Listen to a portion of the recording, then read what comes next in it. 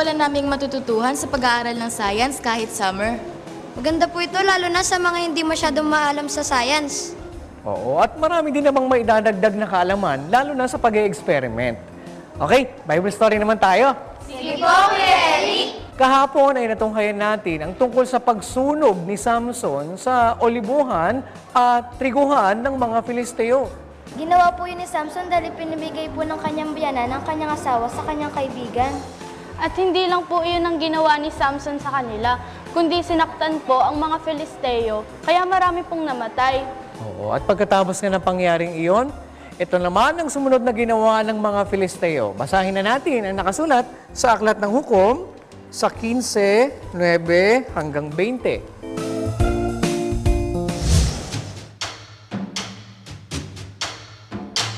Nang magkagayoy, nagsisampa ang mga Filisteo at humantong sa Huda at nagsikalat sa Lehi. At sinabi ng mga lalaki sa Huda, "Bakit kayo nagsisampa laban sa amin? Upang gapusin si Samson, kung kaya't kami ay nagsisampa upang gawin sa kanya ang gaya na ginawa niya sa amin." Nang magkagayoy, ang 3,000 lalaki sa Huda ay nagsilusong sa guwang ng bato ng Etam.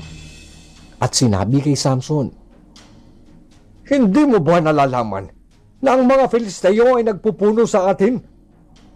Ano nga itong ginawa mo sa amin? Kung paano ang ginawa nila sa akin, ay gayon ang ginawa ko sa kanila. Hindi, kundi gagapusin ka lamang namin at ibibigay sa kanilang kamay. Ngunit tunay na hindi ka namin papatayin." at kanilang dinapos siya ng 2 bagong lubid at iniahon mula sa bato. Nang siya'y dumating sa Lehi, ang mga Filisteo ay naghihiyawan samantalang sinasalubong nila siya. At ang Espiritu ng Panginoon ay makapangyarihang sumakanya at ang mga lubid na nasa kanyang mga bisig ay naging parang lino na nasupok sa apoy. At ang kanyang mga tali ay nalaglag sa kanyang mga kamay. At siya'y nakasumpong ng isang bagong panga ng asno. At iniunat ang kanyang kamay at kinuha at ipinanakit sa 1,000 lalaki. At sinabi ni Samson, Sa pamamagitan ng panga ng isang asno, ay nagkabunton-bunton. Sa pamamagitan ng panga ng isang asno, ay nanakit ako ng 1,000 lalaki. At nangyari, pagkatapos niyang makapagsalita, na kanyang inihagis ang panga na nasa kanyang kamay, at ang dakong yaoy tinawag na Ramat Lehi. At siya'y nauhaw na mainam, at tumawag sa Panginoon, at sinabi, Iyong ibinigay itong dakilang kaligtasan sa kamay ng iyong lingkod. At ngayon, mamamatay ako dahil sa uhaw at mahuhulog sa kamay ng mga hindi tuli. Ngunit binuksan ng Diyos ang isang guwang na nasa Lehi at nilabasan ng tubig yaon. At nang siya'y makainom, ang kanyang diwa ay nanumbalik at siya'y nabuhay. Kaya't ang pangalan niyaon ay tinawag na En-Hakore, na nasa Lehi hanggang sa araw na ito. At siya'y naghukom sa Israel sa mga kaarawan ng mga Filisteo ng 20 taon. Akala po ng mga Filisteo kapag ginapos po si Samson, mawawala po ang kalakasan niya. Kaya nung makawala siya, ayun, sinaktan niya yung 1,000 lalaki sa pamamagitan ng isang bagong panga ng asno. Ang lakas niya po talaga.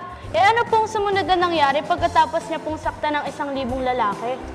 Yan naman ang tutuklasin natin bukas kung laloobin ng Panginoon. Kaya huwag kayong absent sa panonood ng Bible story, ha? Kung mahilig ka sa science at experiments, ang pagpunta sa science summer camps ay isang magandang way to spend your vacation.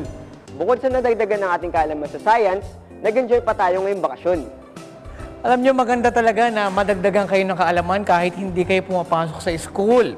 Pero tandaan natin, para madagdagan tayo ng kaalaman, ang pagkatakot sa Panginoon ang dapat nating unahin.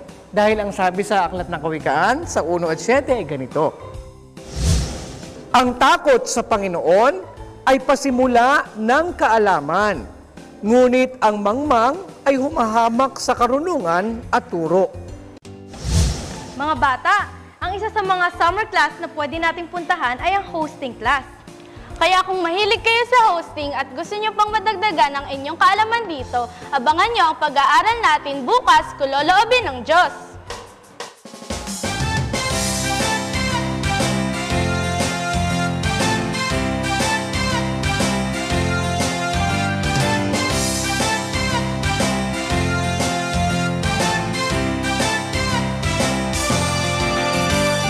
Narito na ang tagaraw, narito na ang sayang umaapaw, sa tubig tayo'y magtampisaw, kasabay ng awitin natin at pagsayaw. Masaya't masigla pag tayo sama-sama, langit ay may ngiti, halina't yakapin ang simoy ng hangin, ng nagaraw, ng nagaraw. Iwanan mo na ang bumbay, ipagpasalamat ang buhay, sa amin ika'y sumabay, na ito na ang ating hinihintay. Masaya't masigla pa tayo sama-sama, langit ay may ngiti, halina't yakapin ang simoy ng hangin, ng tagaraw, ng tagaraw.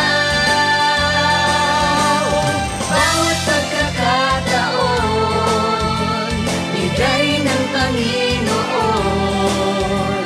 gawin ang mabuti ngayon, tagaraw, tagaraw. Masaya't masigla pa tayo sama-sama, langit ay may ngiti, halina't yakapin ang simoy ng hangin, ng tagaraw, ng tagaraw. Masaya't masigla pa tayo sama-sama, langit ay may ngiti, halina't yakapin ang simoy ng hangin, ng tagaraw, ng tagaraw. Masaya't masigla pa tayo sama-sama, langit ay may ngiti, halina't yakapin ang simoy ng hangin, ng tagaraw, ng tagaraw.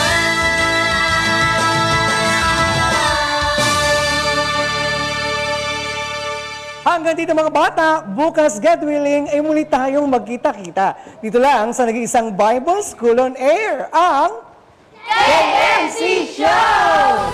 KNC Show, noticias while we grow, sa tulong ng ating Diyos Ama, isipan ay magliliwanag. KNC Show, noticias while we grow, sa tulong ng ating Diyos Ama, isipan ay magliliwanag na. Happy birthday,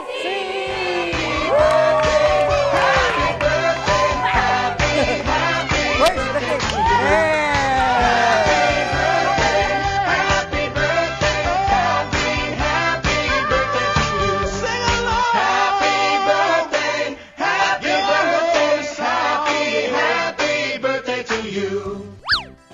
At hindi lang po iyon ang ginawa ni Samson sa kanila.